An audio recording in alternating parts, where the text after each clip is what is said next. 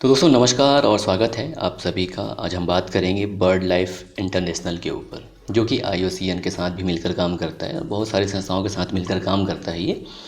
तो अगर हम बर्ड लाइफ इंटरनेशनल की बात करें तो ये एक गैर सरकारी संगठन है जो कि वैश्विक साझेदारी के साथ काम करता है और मेनली ये पक्षियों और उनके आवासों के संरक्षण के लिए प्रयास करता है।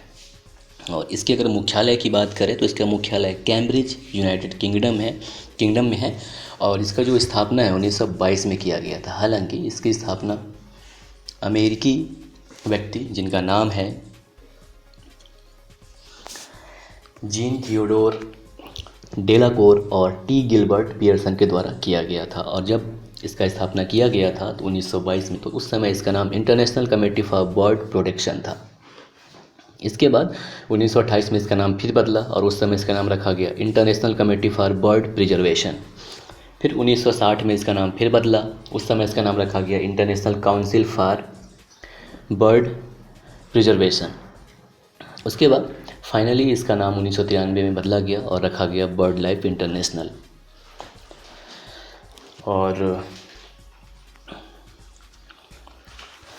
बर्ड लाइफ इंटरनेशनल की अगर हम बात करें तो ये 9 प्रकार का संरक्षण कार्यक्रम चलाता है, जिसमें मेनली प्रमुख पक्षी और जैव विविधता वाले क्षेत्र की पहचान करना, इसके अलावा समुद्री प्रोग्राम और विलुप्ति रोकथाम का प्रोग्राम, फ्लाईवे प्रोग्राम शामिल है। तो फ्लाईवे प्रोग्राम की बात यह है कि जो चिड़ियाँ उड़ती हैं तो उनका जो रास्ता होता है, जो प्रवासी पक्षियाँ होती हैं, तो उनके रास्ता को बदलने से रोकने का जो प्रयास है वो बर्ड लाइफ इंटरनेशनल के द्वारा किया जाता है।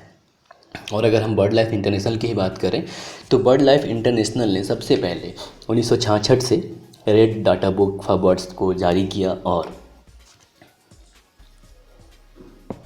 1988 ईस्वी में बर्ड लाइफ इंटरनेशनल के द्वारा रेड लिस्ट फॉर बर्ड बहुत ही व्यापक तौर पर जारी किया गया। और वर्ष 1994 में क्या किया गया कि रेड लिस्ट फॉर बर्ड यानी कि red book list for bird के लिए इन्होंने 1994 में यानी कि जितने भी क्षेत्र हो सकते थे जो कि पक्षियों को प्रभावित करते थे, तो सभी प्रजातियों के लिए इसमें बहुत सारे क्राइटेरिया जोड़ दिए गए। और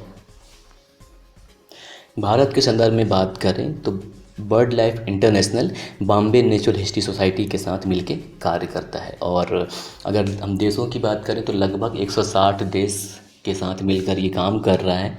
और अगर हम जो क्षेत्रों की बात करें कि कहाँ कहाँ ये काम करता है बर्ड लाइफ इंटरनेशनल, तो ये अफ्रीका, USA यानी कि दक्षिण और उत्तरी दोनों अमेरिका, एशिया, यूरोप और मध्य एशिया, मध्य पूर्व और प्रशांत क्षेत्र में मिलकर ये कार्य करता है बर्ड लाइफ इंटरनेशनल। और बहुत सारे देशों के स्वयंसेवी संस्थाओं जिसमें NGO शामिल हैं और सिविल सोसाइटी है, उनके साथ मिलकर ये काम करता है। और जैसा कि आपको बताया शुरू में कि बर्ड लाइफ इंटरनेशनल जो है मेनली पक्षियों और उनके आवासों के संरक्षण के लिए प्रयास करती है। तो भारत के संदर्भ में बर्ड लाइफ इंटरनेशनल के द्वारा ये बताया गया था कि जो गिद्धों की संख्या कम हो रही है, काफ़ी कम हो रही थी, तो उसका कारण बर्ड लाइफ इंटरनेशनल के द्वारा ही खोजा गया। और इन्होंने बताया कि जो जानवरों में यानी कि जो पालतू जानवर हैं जैसे कि बैल हो गया, भैंस हो गया, इनको डाइक्लोफेनेक दिया जा रहा था उनके स्वास्थ्य रक्षा के लिए 2004 से 2012 के बीच में।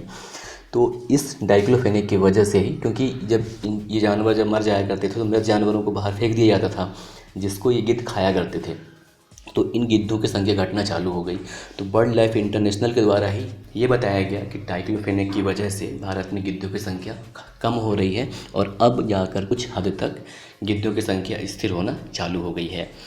और जैसा कि बताया आपको, bird life international Africa, USA, Asia, Europe और मध्य एशिया, मध्य पूर्व और प्रशांत क्षेत्र में कार्य करता है।